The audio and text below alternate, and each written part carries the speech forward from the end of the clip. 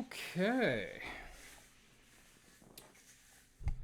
Hello, welcome back everybody to my review of the KeebBrawler by Mavercade.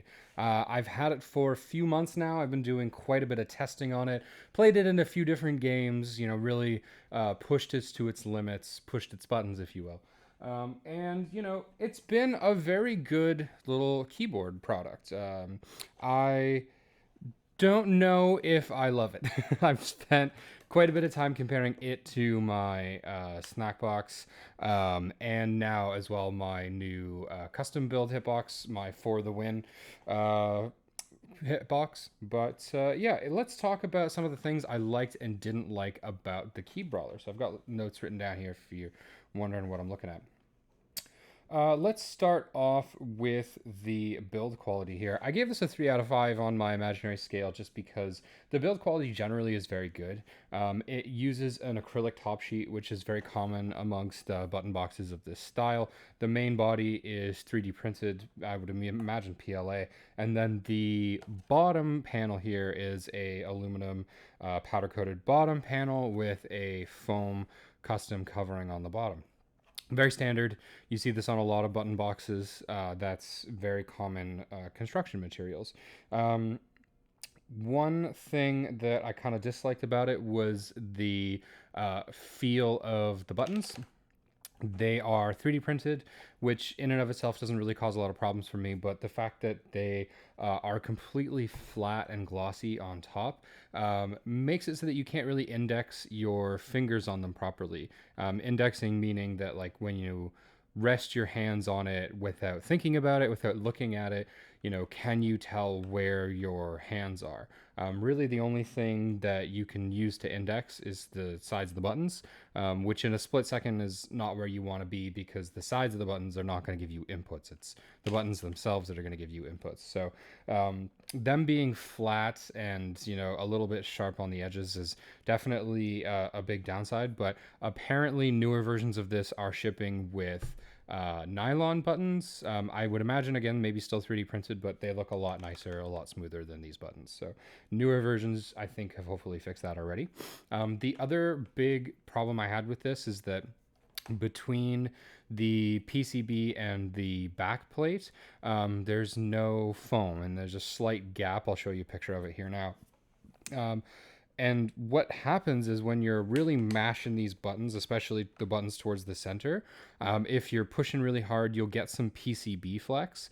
And while that doesn't really affect gameplay in any way, it makes it feel like a little bit less of a premium product, and it makes it feel like you're kind of really bottoming out the Switch versus on something like the Snackbox Micro by Junk Food Arcades. There's a piece of foam there, so you don't get any PCB flex when you're fully bottoming out those switches. It feels a lot more solid. This is something that I've talked to the owner of Mavercade about, and he said that it's something he might implement in the future. He just hasn't really worked that into his workflow yet, but overall build quality is very good. I would say it's slightly annoying that the construction here uses a Chicago screw style where you have a screw on top and a screw on the back, and you have to unscrew them both simultaneously to completely disassemble this here. I have a video I took a little bit earlier of me disassembling here. I might put it on screen just to give you an idea of what that's like.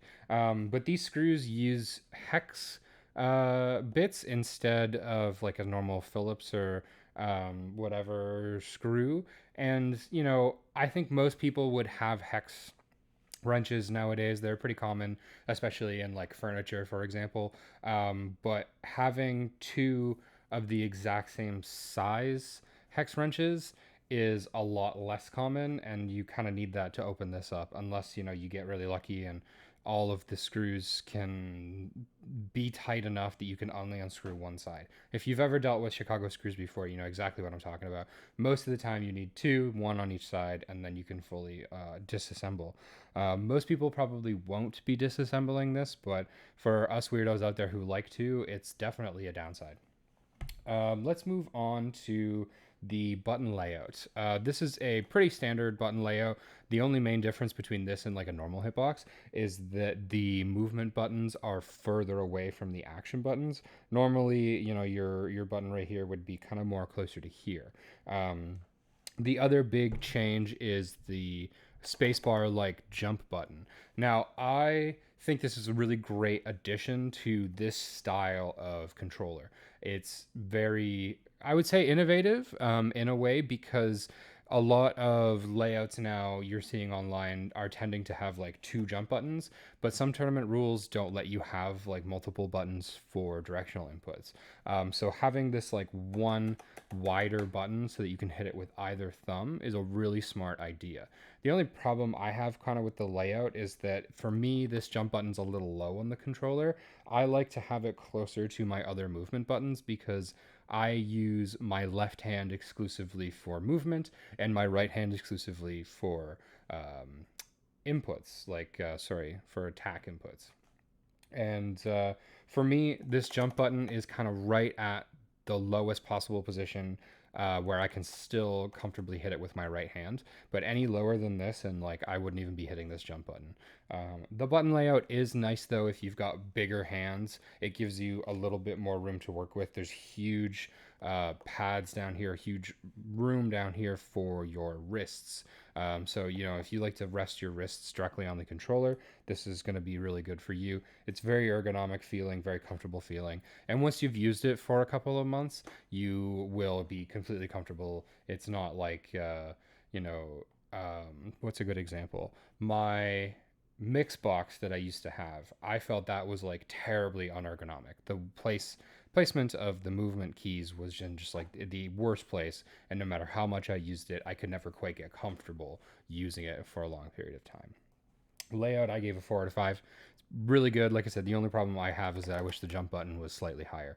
But again, new versions of this, I think they're planning on having either multiple jump buttons or a bigger jump button or something along those lines. So keep an eye out for the website and see what they're doing. Looks like they're changing it up all the time, which I really appreciate from like a smaller maker like Mavercade. The other big thing that's different about the KeebBrawler versus other options on the market is that it uses an open source controller software called GP2040. And it's a good software. I really like that it's open source. I really like that they're constantly making changes to it, making it better.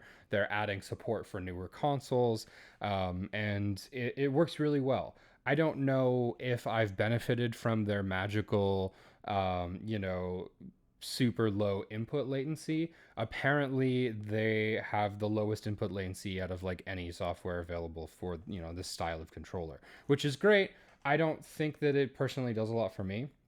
I've never noticed any input latency on any of my Brook products. So, you know, that's great, but does it really matter? Who knows? The one problem I've had with the software end of this is in doing motion inputs, specifically quarter circles. I'll find that, you know, if I'm doing like a quarter circle in this direction, it won't give me the down back. It'll give me the down and then the back, but it won't give me the down back. You know what I mean? So I'll just get the outer two most inputs without the combined input in the middle. And I'll show a picture on screen of in-game footage to show you kind of what I'm talking about. I have only had that problem with GP2040. I've never had that on any of my Brooks products. It seems like it's a problem with speed. Like if you're doing the motion inputs very quickly, it will just not register the middle one. And if you're trying to, you know, like DP on reaction or do an extremely tight combo where you need a motion input, having that input just not come out is really frustrating, and it could mean like dropping the combo, losing the game, that kind of stuff. So hopefully that gets fixed. Again, it's open source software, so the chances of it getting fixed are pretty good. But for now, that's my only gripe with the software aspect of it. Overall, I really like this product. It's a really good bang for the buck. It's really good, I think, for people who are new to button boxes, people who are new to this kind of controller. It is a really great gateway entry into the market. And because Mavercade is a Canadian company, if you're Canadian, this will be infinitely better for you than buying a snack box, because you don't have to worry about currency conversions. You don't have to worry about importing it into the country, all that kind of stuff. Even higher shipping. Like, this is a really, really um, good option for Canadians, because you don't have to worry about, buying an American product. Overall, I really like it, but I don't know if it's entirely for me. I have a Snackbox Micro XL that is kind of the same form factor as this, but slightly higher quality. I feel like I personally prefer it, and I just built a new For the Win case by Johnny Fraze into Hitbox style, and I'm really liking that. So this probably won't be my forever controller, but I'm really happy to have tested it out and tried it, given it a once over. And I think it's a really great option for people coming from pad or people coming from classic arcade stick. This is a really good choice. Let's talk about price for a second, because I think that's kind of the most interesting part of this whole conversation of, what button box should I be buying. It really comes down to price for me, right? Now, I'll show a graphic that I have pre-made up on screen.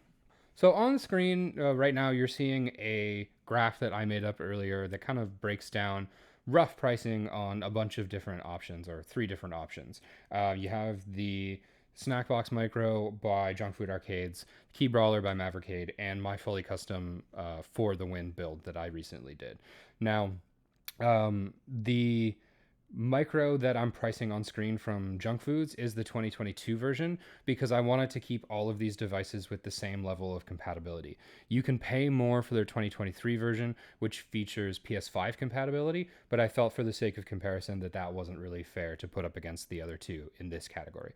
So looking at the graph on screen, you can see that there's a price delta of about $28 between the Snackbox Micro and the KeebBrawler. And that's kind of, it's not as much as I would have guessed. I think when I originally purchased the KeebBrawler, it was slightly cheaper than it is now. But part of that was because he's now rolled the price of the acrylic top just like right into it. Everyone gets the acrylic top. When I bought it, that was like an add-on option. So it's still a really good bang for your buck. And like I said, if you're Canadian, the KeebBrawler is a win 100 times out of 10, because you don't have to pay conversion on currency, and you don't have to pay to ship it up here. You don't have to pay import fees, none of that stuff. It's way simpler, way cheaper overall. But you really do get a little bit better of a product for that 28 extra US dollars that you're putting in for the Snackbox Micro. You're getting a little bit higher build quality. You're getting a little bit more reassurance of the product. Like, it's a bigger company. They've been around for longer.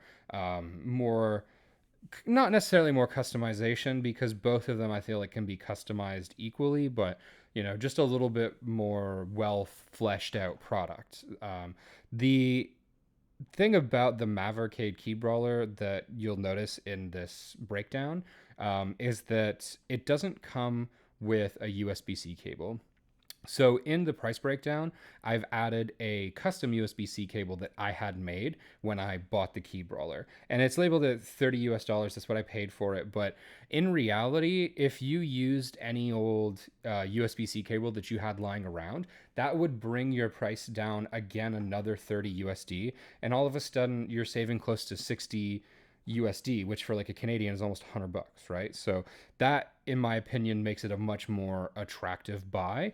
But I was kind of looking at this from the perspective of like, I want to make two fully custom button boxes from each company, and in my opinion, the USB-C cable is part of that, right? I'm gonna briefly talk about my For the Win hitbox. It's using a Johnny Fraze For the Win case, which I really love. Johnny Fraze is a really great guy, great member of the community. Highly recommend his stuff. But you can look at the price there and see that, again, it's about $70 more than the Junk Food Arcade Snackbox Micro. And that, in my opinion, is when things start to get a little nebulous as to whether or not you're really getting value for the money. The biggest expense, in my opinion, for a custom hitbox is going to be the brook board.